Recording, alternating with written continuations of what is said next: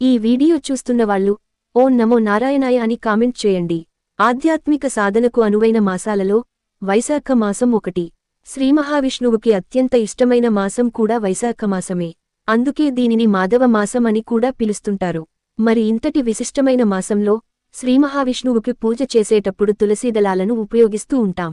తులసి స్వయంగా మహాలక్ష్మి స్వరూపం. అందుకే శ్రీమహావిష్ణువుకు అత్యంత ప్రీతికరమైనది. తులాభారంలో సత్యభామ సమర్పించిన సకల సంపదలకు లొంగక రుక్మిణి సమర్పించిన ఒక్క తులసీ దళానికి బద్ధుడైనాడు శ్రీకృష్ణుడు. తులసిలేని ఇల్లు కళావిహీనమని మన శాస్త్రంలో చెప్పబడింది. ఈ మాసంలో లక్ష్మీనారాయణులను తులసీదళాలతో ఏ విధంగా పూజించాలి, పూజ చేసేటప్పుడు ఎటువంటి నియమాలు పాటించాలి మొదలైన విషయాలను ఈ వీడియోలో తెలుసుకుందాం. హిందువులు నిర్వహించే అనేక పవిత్రమైన పూజా కార్యక్రమాలలో తులసి పూజకు ప్రత్యేక ప్రాముఖ్యత ఉంది. తులసి ఆకులు లేకుండా విష్ణువు పూజ అసంపూర్తిగా ఉంటుందని నమ్ముతారు. తులసి లేకుంటే శ్రీహరి ఆనందించడని ధర్మశాస్త్రాలు చెబుతున్నాయి. ఇంట్లో తులసి మొక్కను నాటడం వల్ల సుఖ సంతోషాలు, ఐశ్వర్యం పెరుగుతాయని చెబుతారు.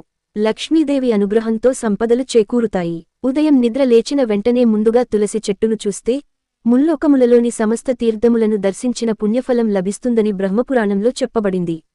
వైశాఖమాసంలో ప్రతిరోజూ సూర్యోదయానికి ముందే నది స్నానం చేసే సంప్రదాయం ఉంది.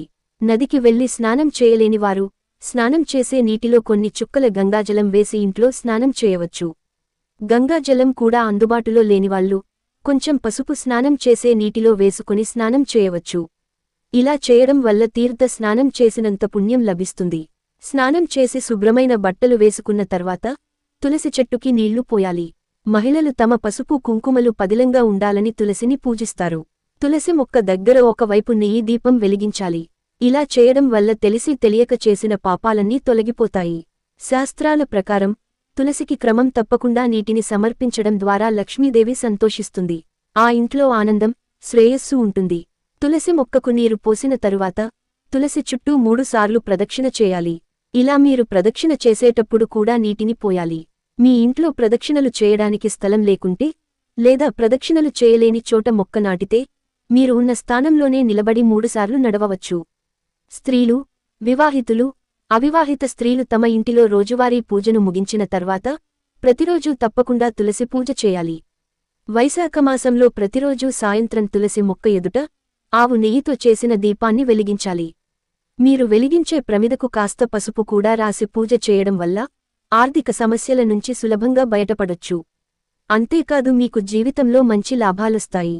వైశాఖమాసంలో తులసి మొక్క దగ్గర పిండితో చేసిన దీపాన్ని వెలిగించాలి. ఆ మరుసటి రోజు ఆవుకు దాన్ని తినిపించాలి. ఇలా చేయడం వల్ల శుభఫలితాలొస్తాయి.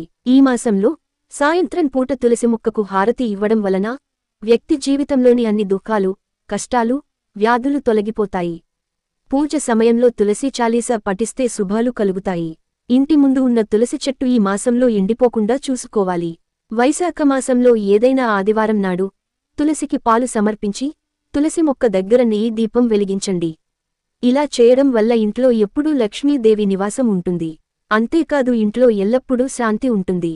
వైశాఖమాసంలో తులసితో పాటు రావి చెట్టుని పూజించడం కూడా చాలా శుభప్రదంగా భావిస్తారు. ఉదయాన్నే తలస్నానం చేసిన తర్వాత 5 తులసి ఆకులు తీసుకుని వాటిని పట్టుకుని రావి చెట్టు దగ్గర 5 సార్లు ప్రదక్షిణలు చేయాలి. ఇలా చేస్తున్న సమయంలో మీ మనసులో కోరికలను చెప్పుకుంటూ ఉండాలి. ఇలా చేయడం వల్ల మీ కోరికలన్నీ నెరవేరుతాయి. మీరు ఎదుర్కొంటున్న కష్టాలు కూడా తొలగిపోతాయి. హిందూ మతంలో గురువారం విష్ణువుకు అంకితం చేయబడింది. అందువల్ల వైశాఖమాసంలో వచ్చే ప్రతి గురువారం విష్ణుమూర్తిని తులసీదళాలతో పూజించడం వల్ల మీరు అనుకున్న పనులు వెంటనే నెరవేరుతాయి. కూతురి పెళ్లిలో సమస్యలు వచ్చినా, మళ్లీ పెళ్లి చెడిపోయినా కూతురి చేతితో ఈ మాసంలో తులసికి నిత్యం నీళ్లు పోయించడం మొదలుపెట్టండి. తులసి మొక్కకు నీరు పోసి చేతులు జోడించి మీ కోరిక నెరవేరాలని ప్రార్థించడం వల్ల అనుకున్నది జరుగుతుందని వాస్తుశాస్త్ర నిపుణులు చెబుతున్నారు. అయితే ఇక్కడ ఒక ముఖ్యమైన విషయాన్ని గుర్తుంచుకోవాలి. తులసి మొక్కకు ఆదివారం రోజున కాని, ఏకాదశి రోజున కాని నీళ్లు పోయకూడదు. తులసిని ఎప్పుడు కూడా స్త్రీలు కోయరాదు, పురుషుడే కోయాలి. పూజ మాత్రం ఇరువురూ చేయవచ్చు. తులసి ఆకులను ఒక్కొక్కటిగా తెంపకూడదు. 2 ఆకులు కలిగిన దళముతో కూడిన కొసలను తెంపాలి.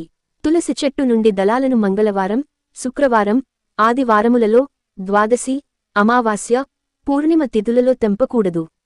అలాగే ఇంట్లో దీపం పెట్టి పూజించే తులసి మొక్క దళాలను ఇతర పూజలు కోసం తుంచరాదు.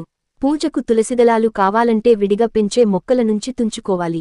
కోటకట్టి పూజించే తులసి నుంచి ఎట్టి పరిస్థితుల్లోనూ తుంచరాదు. పవిత్ర దినములలో తులసి కోయరాదు. గోళ్లతో తుంచరాదు. సూర్య అస్తమయము తర్వాత తులసి కోయరాదు. మిట్ట మధ్యాహ్నం, అర్ధరాత్రి వేళలలో గాని తులసిని త్రుంచరాదు. ఒకవేళ అలా చేస్తే బ్రహ్మ హత్యాపాతకం చుట్టుకుంటుందని పురాణాలు చెబుతున్నాయి. తులసి వనమున్న గృహము పుణ్యతీర్థంతో సమానమని అనేక పురాణాలు, శాస్త్రాలు చెబుతున్నాయి. తులసి పూజ స్త్రీలకు అత్యంత శుభప్రదం. ఉదయం, సాయంత్రం తులసికోట వద్ద దీపారాధన చేయటం అత్యంత శుభకరం. తులసి చెట్టు ఇంటి ఆవరణలో ఉంటే ఎటువంటి దుష్టశక్తులు పనిచేయవు. మా వీడియో కనుక మీకు నచ్చినట్లయితే లైక్ చేయండి, షేర్ చేయండి మరియు సబ్స్క్రైబ్ చేసుకోండి.